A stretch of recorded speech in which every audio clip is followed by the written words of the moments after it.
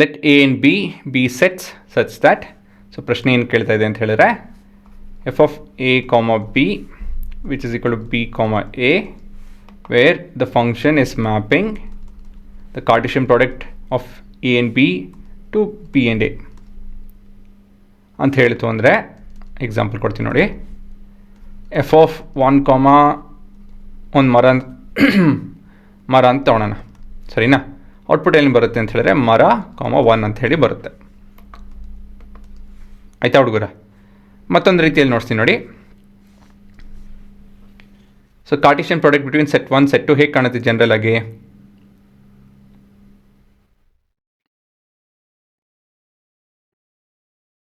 ಈ ರೀತಿಯಲ್ಲಿ ಅಲ್ವಾ, ಎ ಕಾಮ 1 ಎ ಕಾಮ 2 ಎ ಕಾಮ 3 ಎ ಕಾಮ 4 ಬಿ ಕಾಮ 1 ಈ ಥರ ಒಪ್ಕೊಂಡು ಹೋಗುತ್ತೆ.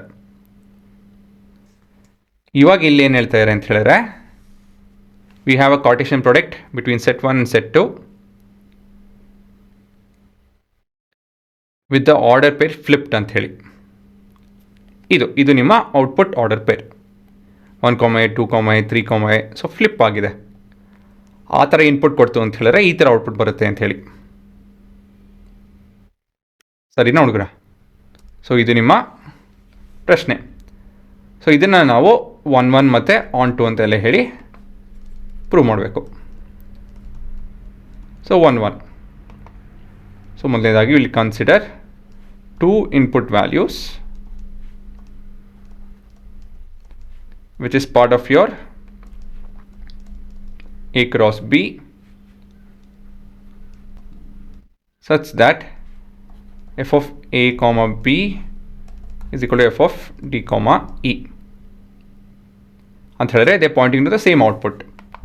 ಅದೇ ಸ್ಟ್ರಕ್ಚರು, ಬಟ್ ಏನಂತ ಹೇಳಿದ್ರೆ ಇಲ್ಲಿ ವೇರಿಯೇಬಲ್ಸ್ ಬದಲಾಗಿ ಆರ್ಡರ್ ಪೇರ್ ಇದೆ. ಸೊ ಎ ಕಾಮ ಬಿ ನಮ್ಮ ಔಟ್ಪುಟ್ ಏನು ಕೊಡುತ್ತೆ? B comma a. D comma a ನಮ್ಮ ಔಟ್ಪುಟ್ಟು ಇ ಕಾಮ ಡಿ ಆಗುತ್ತೆ. ಸೊ ಇವಾಗ ನಾನು ಕಂಪೇರ್ ಮಾಡ್ತು ಅಂದರೆ on comparing the order pair ಏನು ಸಿಗುತ್ತೆ ನಮಗೆ? On comparing order peer.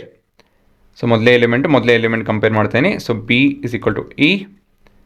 ಎರಡನೇ ಎಲಿಮೆಂಟ್ ಕಂಪೇರ್ ಮಾಡ್ತಾ ಇದ್ದೀನಿ, ಹಾಗಾಗಿ A is equal to D ಅಲ್ವಾ. ಸೊ ಇದರಿಂದ ನಾನು ಹೇಳ್ಬೋದು A comma B is equal to your D comma E. This is your input order pair ಅಂತ ಹೇಳಿದ್ರೆ ದ ಇನ್ಪುಟ್ಸ್ ಆರ್ ಈಕ್ವಲ್ ಅಂತ ಹೇಳಿ ಇಂಡೈರೆಕ್ಟಾಗಿ ನಾವು ಪ್ರೂವ್ ಮಾಡಿದ್ರಿ. ಅಂತ ಹೇಳಿದ್ರೆ ಏನು? F of A comma B S 1 1 ಅಂತ ಹೇಳಿ, ಸರಿನಾ.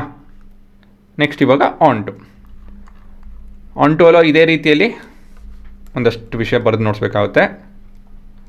ಆನ್ ಟು ಅಲ್ಲಿ ನಾವು will consider an output pair which is part of your output order pair Cartesian product representing arbitrary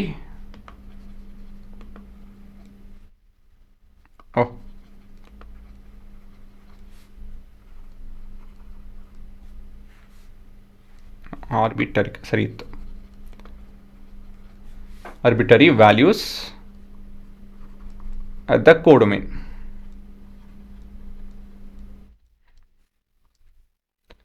ಅಂತ ಹೇಳ್ತು ಅಂದರೆ B is part of your set B and A is part of your set A. So ಹಾಗಾಗಿ A, B should also be part of A cross B ಅಲ್ವಾ. ಯಾಕಂದರೆ ನಾವು A cross B ಮಾಡಿದಾಗ ನಮಗೆ A ಮತ್ತು B ಬಂದೇ ಬರುತ್ತೆ. ಯಾಕಂದರೆ A belongs to set A and B belongs to set B. The Cartesian product between A and B will give us AB. ಸರಿನಾ. ಇವು ಸೆಟ್ಟು, ಇದು ಎಲಿಮೆಂಟ್ಸು, ಆ ಡಿಫ್ರೆನ್ಸ್ ಗೊತ್ತಿರಬೇಕು ನಿಮಗೆ. ಕೊನೆಯದಾಗಿ thus for any value at codomain B, A,